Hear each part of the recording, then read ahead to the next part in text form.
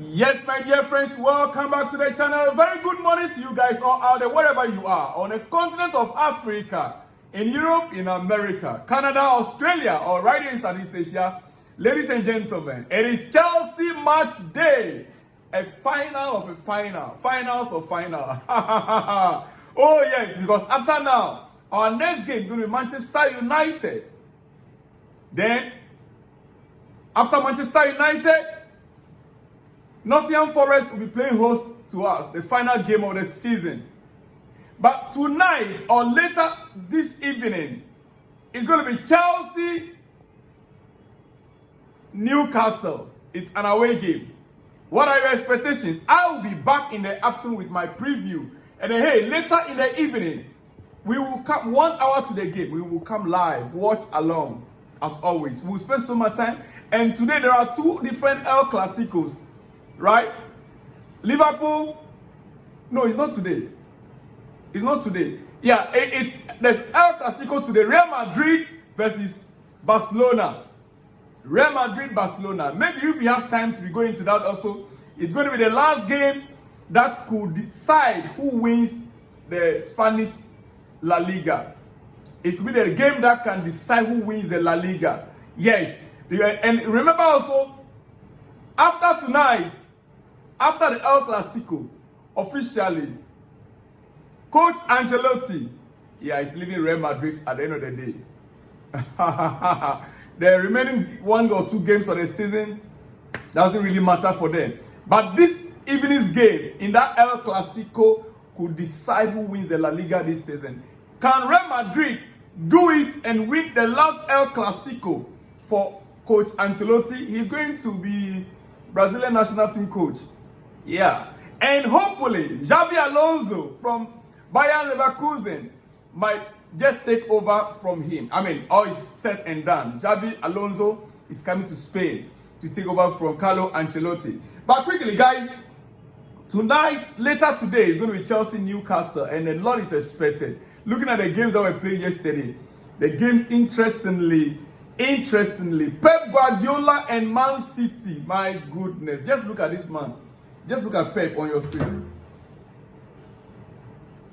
He's out of ideas.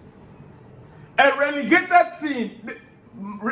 Manchester City could not beat a relegated team.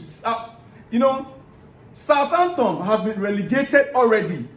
And yet, City could not take advantage to beat them.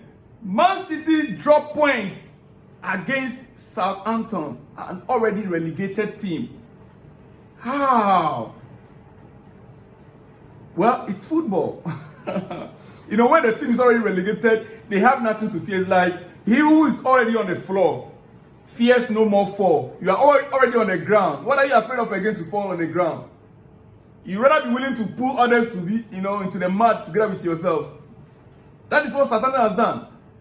Just like Ipswich. Well, you see, these clubs, they can worry.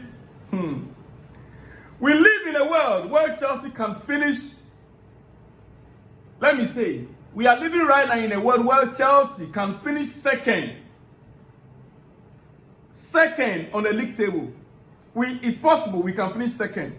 Yes. Man City dropping points and Liverpool beat Arsenal. If Liverpool beat Arsenal, Man City has already dropped points.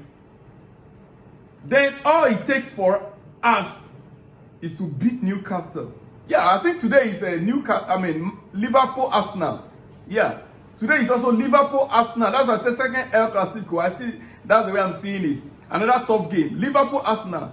If Liverpool beat Arsenal, right now that City drop points. If Chelsea win against Newcastle, do you know what that will mean? It will take us 1 point behind Arsenal. It will take Chelsea 1 point behind Arsenal in second place. Means that if we can win the rest of our 2 games and Arsenal drop points, we will overtake Arsenal and get to second position. Can you imagine? Likewise, Tottenham and Manchester United could get to 6th, 7th position if they win their remaining games.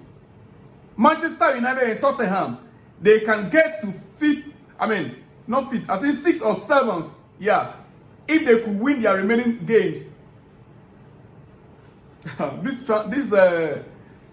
This league, guys. By the way, let's get to some quick transfer news. It's your breakfast. I will not take much time, dear friends. I will not take much time. This is your breakfast.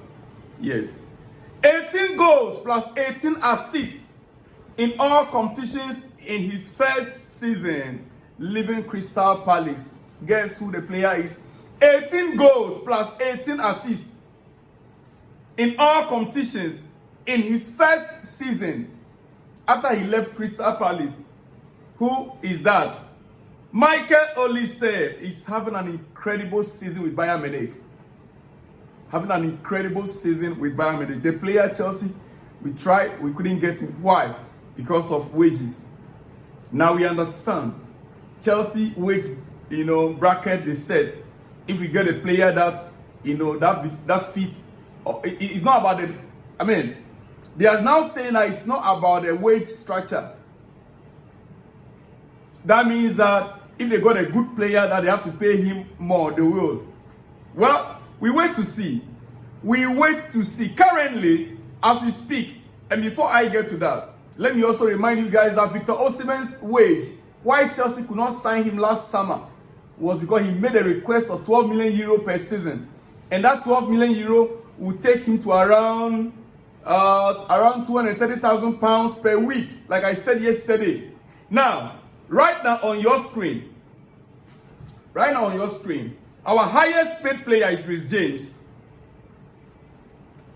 Our highest paid player is Reece James, and he is receiving 13 million pounds per season. He is receiving 13 million pounds per season, 250,000 pounds per week. That is Reece James. 13 million pounds per season, and Victor Osimhen is requesting for 12 million euro. That will bring Victor Osimhen to around 230,000 pounds per week. The next is who? Wesley Fofana, taking 10.4 million pounds, and he is on 200,000 pounds per week. As you can see, it drops down until Mikhailo Moidri.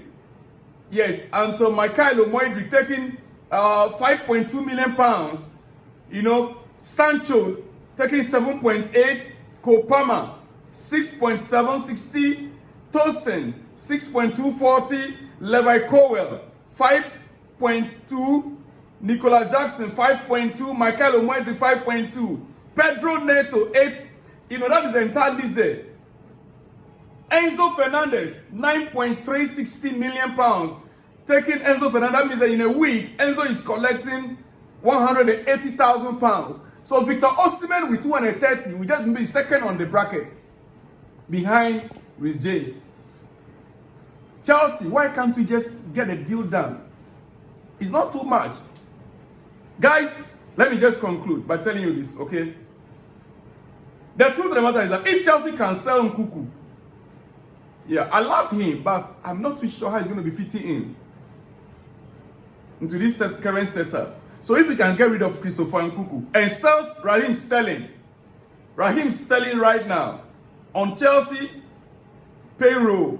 Yes, he's still on Chelsea payroll. But though he's not on the list here, because these are current players that are with the club. Raheem Sterling, Arsenal are fitting part of the deals. All right?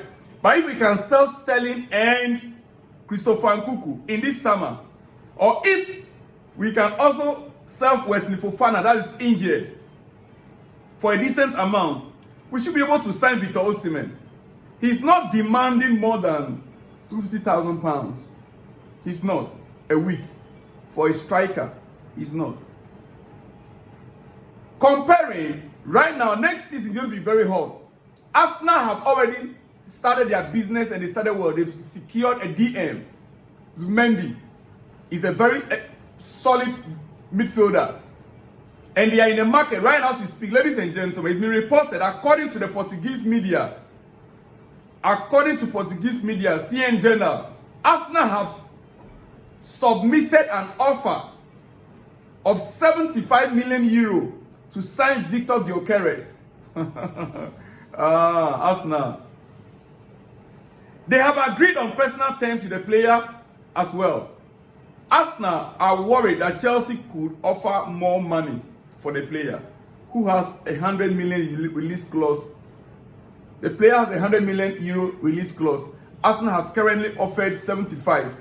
Will Chelsea rather increase the amount to maybe 80 or 85 and give him a better offer, or Chelsea are waiting? Because Victor Osimhen is about 65 million pounds, which is about 70 million euro.